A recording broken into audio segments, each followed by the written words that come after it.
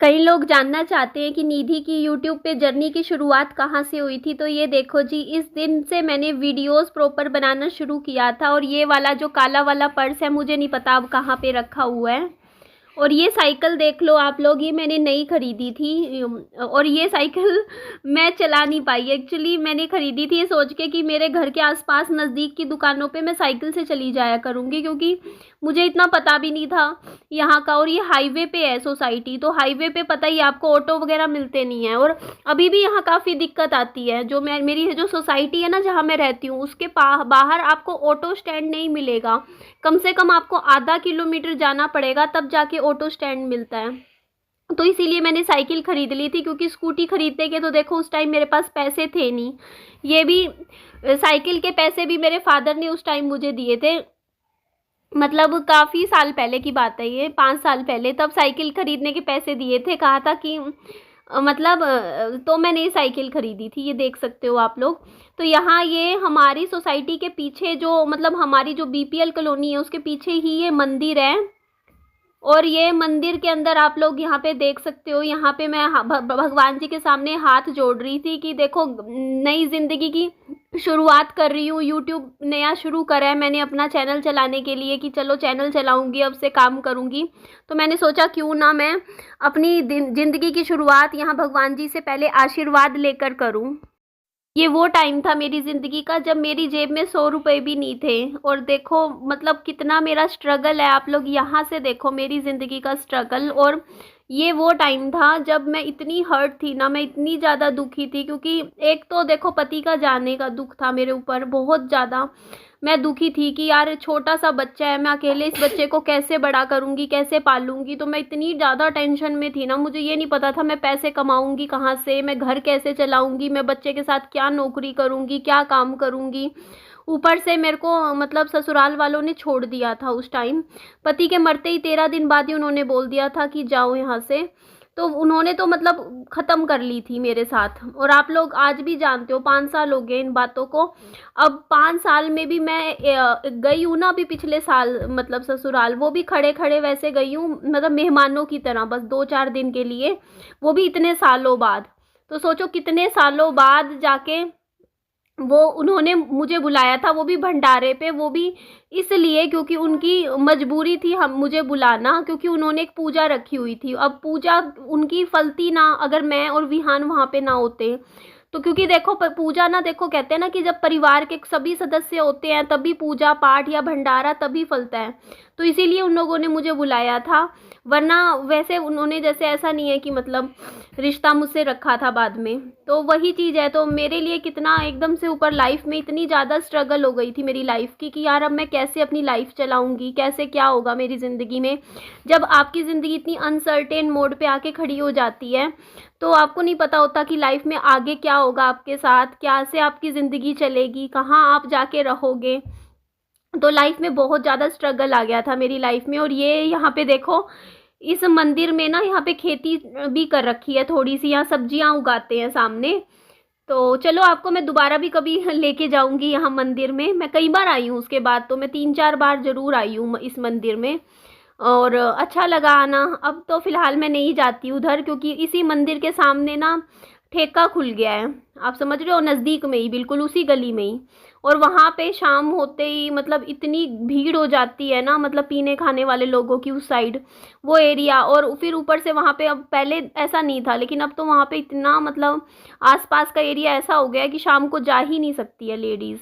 तो जाना है तो हाँ, सुबह के टाइम जा सकते हैं यहाँ पे मंदिर में, दोपहर को जा सकते हैं, बस इस टाइम जा सकते हैं।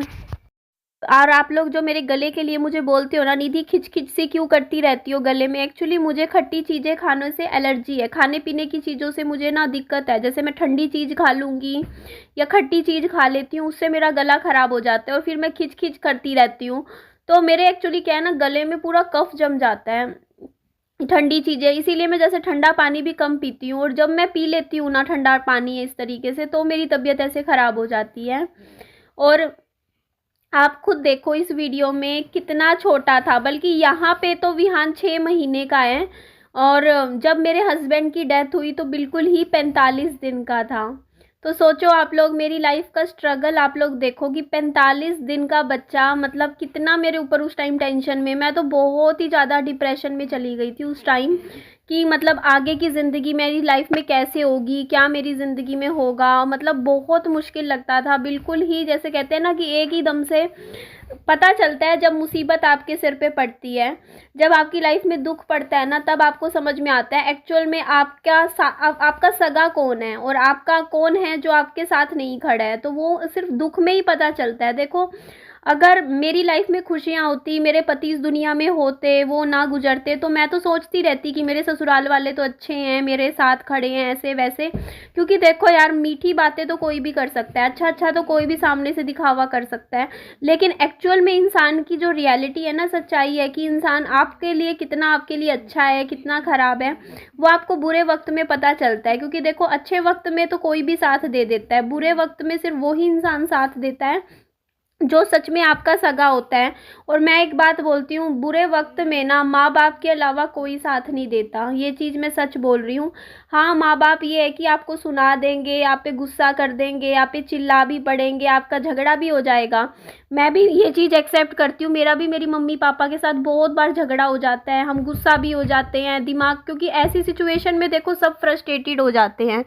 ये बात भी मैं बोलती हूँ कि देखो, मेरी माँ का भी अपना गुस्सा था कि भाई देख, तूने अपनी मर्जी से शादी करी और अगर हमारी चलती तो ऐसा ना होता, ऐसे ऐसे। मेरी मम्मी में भी गुस्सा था कि देख तेरे, मतलब उनका, मेरी माँ जो मेरे पे गुस्सा निकाल रही थी ना, वो मेरे ससुराल वालों का गुस्सा था जो इतने साल वो मेरे पे निकालती थी, क्योंकि उनको गुस्सा आता था मेरे ससुराल वालों पे कि वो ऐसे क्यों निकले, उन्होंने मतलब हमारी बेटी को ऐसे क्यों छोड़ दिया, हम मतलब हमारी बेटी का सारा सोना कैसे रख लिया, मतलब वापिस कुछ भी नहीं किया, मेरा बिल्कुल खाली हाथ ऐसे कैसे निकाल दिया बच्चे के साथ। तो वो गुस्सा अब किस पे निकलेगा उनका, मुझ पे ही निकलेगा। वो सोचेंगे भाई क्योंकि शादी मैंने अपनी पसंद से करी थी, अगर उन्होंने पसंद करके लड़का देखा होता तो शायद वो मुझ पे गुस्सा ना करते, लेकिन लड़का मैंने पसंद किया था तो इस वजह से उनको गुस्सा मेरे पे निकलता। तो मैं पहले ही गुस्से में बैठी हूँ, क्योंकि मेरे अंदर भी गुस्सा है, दुख है कि भाई मेरे साथ ऐसा कैसे हो गया। तो इस वजह से देखो, माहौल घर का ऐसे टाइम में जब ऐसी चीज़ें ज़िंदगी में हो जाती है ना, तो घर का माहौल बहुत ज़्यादा ख़राब हो जाता है। घर का माहौल इतना ख़राब हो जाता है। ये क्या बज रहा है? अच्छा, ये गाड़ी की आवाज़ आ रही है, बाहर कोई कार वार बज रही होगी। तो यही है ना, जैसे मेरा चिड़िया, बेटा मुंह खोल, जल्दी जल्दी खा, जल्दी जल्दी खा। डेली मेरे को बेडशीट धोनी पड़ जाती है, पता है, विहान को खाना खिलाती हूँ, इतना ज़्यादा बेडशीट पे खिंड जाता है खाना, फिर मुझे पानी में से निकालनी पड़ती है, सब्जी के दाग वगैरह फिर जाएंगे नहीं ना, इसलिए तो ऐसे ही रहता है। तो यहाँ पे देख लो आप लोग, मेरे पास ना विहान को मैं सर्दियों में बस, मेरे पास कुछ गर्म ये टी शर्ट्स थी, बस यही कपड़े पहना लेती थी मेरे बच्चे को। और विहान का ना, मतलब जैसे शुरुआत के 1-2 साल तो देखो मेरी ज़िंदगी के ऐसे रहे कि मैं मतलब बहुत दुख में थी, बहुत ज़्यादा परेशान थी, मतलब हर सब कुछ मेरे लिए नया था। बच्चा पालना, बिल्कुल कि छोटे बच्चे की कैसे देख रेख करते हैं, कैसे बच्चा पलता है, वो भी बिना पति के सपोर्ट के अकेले, आसान तो नहीं होता चीज़ें, बट क्या करें, जब आप पे पड़ जाती है, जब आपके पास कोई और चॉइस ही नहीं होती तो आप करोगे क्या।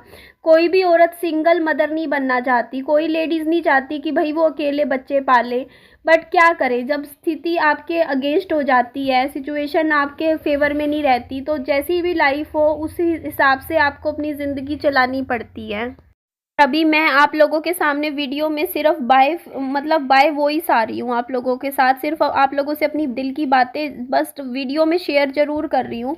और बस इसी वजह से, क्योंकि अभी मेरी वो कंडीशन सच में नहीं है, क्योंकि देखो शुरुआत के कुछ साल तो मैं मतलब लगातार काम करती रही, अपने ऊपर इतना प्रेशर लिया, होता है ना वीडियोस बनाना, शूट करना, ये सब क्यों, क्योंकि उस टाइम इतना प्रेशर था ना, घर ही नहीं था, रहने का ठिकाना कहाँ करूँ, पैसे नहीं हाथ में, तो इस वजह से। बट अब जो मेरी कंडीशन एकदम से, पता है, पिछले कुछ सालों से, 2 साल से ना मेरे को एंग्जाइटी की प्रॉब्लम हो रही है। मैं एंग्जाइटी, पैनिक अटैक्स आना, एकदम से घबराहट हो जाना, हाथ पैर मतलब एकदम ऐसे हो जाते हैं, मतलब कांपने से लग जाते हैं, तो ऐसे तबीयत ख़राब हो जाती है। कभी कभी ऐसा होता है तबीयत की, बिस्तर से उठने की हिम्मत नहीं होती है, बस बिस्तर पे पड़े रहो, ऐसी इतनी तबीयत ख़राब हो जाती है। तो ऐसे में देखो, वीडियो भेजना मेरी, ये लगा लो, मजबूरी भी है, क्योंकि घर चलाना है मुझे अपना अभी भी। तो इसी वजह से देखो मैं अब जो कर पा रही हूँ, जितना मेरे से हो पा रहा है मैं अभी भी कर रही हूँ। अब जब तक मैं उस सिचुएशन में नहीं आ जाती कि फेस टू फेस वापस यूट्यूब पे आप लोगों के सामने आमने सामने आ पाऊँ, तब तक मैं ऐसे ही आऊँगी जैसे अभी आ रही हूँ। बस आप लोगों से अपनी बात जो है वो वॉइस ओवर में शेयर करूँगी, और जब लगेगा मैं ठीक हूँ तब मैं कम बैक ज़रूर करूँगी, तब मैं आप लोगों के सामने आऊँगी।